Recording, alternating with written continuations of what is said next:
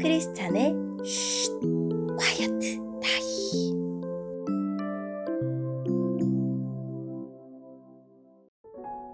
샬롬, 크리스찬 성도님들 반갑습니다. 오늘의 본문은 로마서 11장 13절부터 24절까지의 말씀입니다.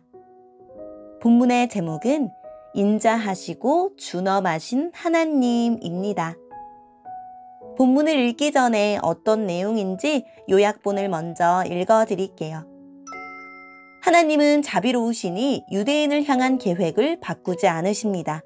또한 준엄하셔서 유대인들도 아끼지 않으셨으니 이방인들도 우쭐해하지 말아야 합니다. 오늘의 본문 13절입니다. 이제 이방인 여러분들에게 말하겠습니다. 나는 이방인의 사도로서 내가 맡은 직분에 대해 영광스럽게 생각하고 있습니다. 다만 바라는 것은 내 동족에게 시기심을 일으켜 그들 중에 몇 명만이라도 더 구원하고 싶은 것입니다. 내 동족 이스라엘이 하나님께 버림을 받게 되어 세상이 하나님과 화목하게 되었다면 이스라엘이 하나님께 받아들여지는 것은 죽은 자들 가운데서 다시 살아나는 것이 아니면 무엇이겠습니까? 처음 떼내어드린 반죽의 일부분이 거룩하면 반죽 전체가 거룩하고 나무 뿌리가 거룩하면 가지도 거룩한 법입니다. 참 올리브 나무의 가지 중에서 얼마를 잘라낸 뒤 야생 올리브 나무까지인 여러분을 원 가지에 접붙이면 접붙여진 가지는 참 올리브 나무로부터 올라오는 양분을 받게 됩니다. 그러니 여러분은 잘려나간 가지를 향해 자랑하지 마십시오. 자랑하더라도 명심할 것이 있습니다. 여러분이 뿌리를 지탱하는 것이 아니라 뿌리가 여러분을 지탱한다는 사실입니다. 여러분은 이렇게 말할 수도 있을 것입니다. 나를 접붙이기 위해 가지들이 잘려나갔다 라고 말입니다. 이것은 100번 지당한 말입니다. 그 가지들은 믿지 않았기 때문에 잘려나갔고 반대로 여러분은 믿었기 때문에 나무에 붙어 있습니다. 그러니 자만하지 말고 오히려 두려워하십시오. 하나님께서 원래 나무에 붙어있던 가지들도 아끼지 않으셨다면 여러분도 아끼지 않으실 것입니다. 그러므로 하나님의 인자하심과 엄격하심을 깊이 생각하십시오. 넘어진 사람들에게는 하나님의 엄격하심을, 여러분에게는 하나님의 인자하심을 보이셨습니다. 여러분이 계속해서 하나님의 인자하심에 머물러 있으면 하나님께서도 인자함을 베푸실 것입니다. 만일 하나님의 인자하심에 계속 머물러 있지 않으면 여러분도 잘리게 될 것입니다. 그리고 잘려나간 가지가 다시 믿게 되면 그들도 다시 접붙임을 받게 될 것입니다. 왜냐하면 하나님께는 그들을 다시 접붙이실 능력이 있기 때문입니다. 여러분은 본래 붙어있던 야생 올리브 나무에서 잘려 여러분이 속한 종자와는 다른 좋은 올리브 나무에 접붙여진 가지입니다. 그렇다면 원래 좋은 올리브 가지였던 유대인들이 원래 그들이 붙어있던 좋은 올리브 나무에 접붙여지는 것은 얼마나 쉬운 일이겠습니까? 아멘. 오늘의 본문을 통해 이해할 수 있는 부분은 무엇일까요? 하나님의 선민이라고 자부했던 유대인들은 자신들이 버림받고 오히려 버림받았다고 생각한 이방인들이 구원을 얻는다는 사실에 큰 충격을 받았을 것입니다. 바울은 이러한 유대인들의 시기심을 이용해서라도 그들을 구원하려고 했습니다.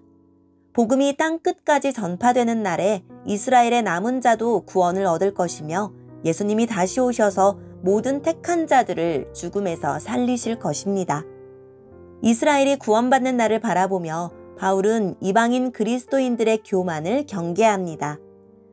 바울은 이스라엘의 옛 족장들을 뿌리에, 유대인들을 참 올리브나무의 가지에, 이방인들을 접붙임 받은 야생 올리브나무 가지에 비유하며 잘려나간 가지, 즉 구원에 이르지 못한 유대인들을 향해 자랑하지 말 것을 경고합니다. 나를 구원하기 위해 너를 버린 거라는 이기적인 생각과 교만한 마음을 품지 말아야 합니다. 하지만 은혜로 접붙임을 받은 어떤 가지들은 원 가지를 무시했습니다. 그들은 예수님과 하나님이 베푸신 은혜보다 자기 자신을 자랑했습니다. 두렵고 떨림으로 구원을 이루지 않으면 누구든 잘려나갈 수 있는데 말입니다. 사실 불순종한 이스라엘도 버림받은 것처럼 보이지만 하나님은 그들을 언제든지 참 올리브나무에 다시 접붙이실 능력이 있으십니다. 우리는 하나님의 자비와 엄격하심을 모두 묵상해야 합니다. 오늘의 본문을 통해 알 수 있는 우리 하나님은 어떤 분일까요? 하나님은 인자하시고 또한 준엄하십니다. 이방인의 구원은 하나님의 인자하심 덕분이고 유대인이 꺾인 것은 하나님의 준엄하심 때문이었습니다. 그 인자하심으로 믿는 유대인들을 언제든 받아주실 것이고 그 준엄하심으로 이방인들도 불순종하면 꺾으실 것입니다. 그러니 유대인이 꺾이고 그 자리에 접붙임 받은 일로 이방인은 높은 마음을 품을 수 없고 오히려 두려워해야 합니다. 믿지 않는 사람을 향해 우쭐댈 수 없고 구원받았다는 생각으로 나태할 수 없습니다. 오늘의 본문을 통해 우리에게 주시는 교훈은 무엇일까요? 하나님이 바울을 이방인의 사도로 부르신 궁극적인 목적은 유대인의 구원입니다. 사도는 그들이 넘어져 이방인이 하나님 나라로 풍성하게 들어왔다면 유대인마저 회개하고 돌아오는 것이 얼마나 충만한 일이 되겠느냐고 합니다. 유대인의 구원은 죽었다 부활한 것 같은 새 창조의 사건이 될 것입니다.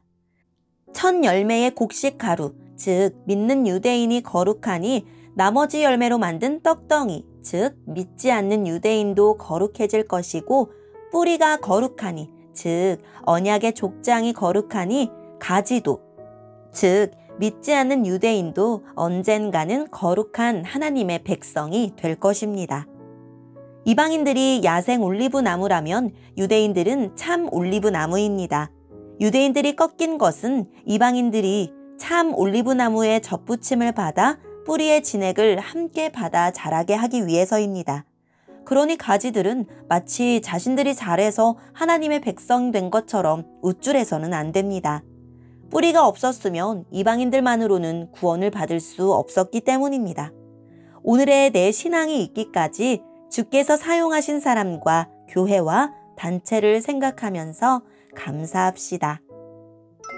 오늘의 본문을 통해 각자에게 주시는 성령 하나님의 음성에 귀를 기울이며 살아계신 하나님, 은혜로 구원받은 자임을 기억하고 겸손한 태도로 주님을 섬기게 해주세요 라고 기도하고 오늘도 말씀을 붙들고 승리하는 하루를 보냅시다. 여기까지 크리스찬의 쉿 콰이어트 타임 이었습니다.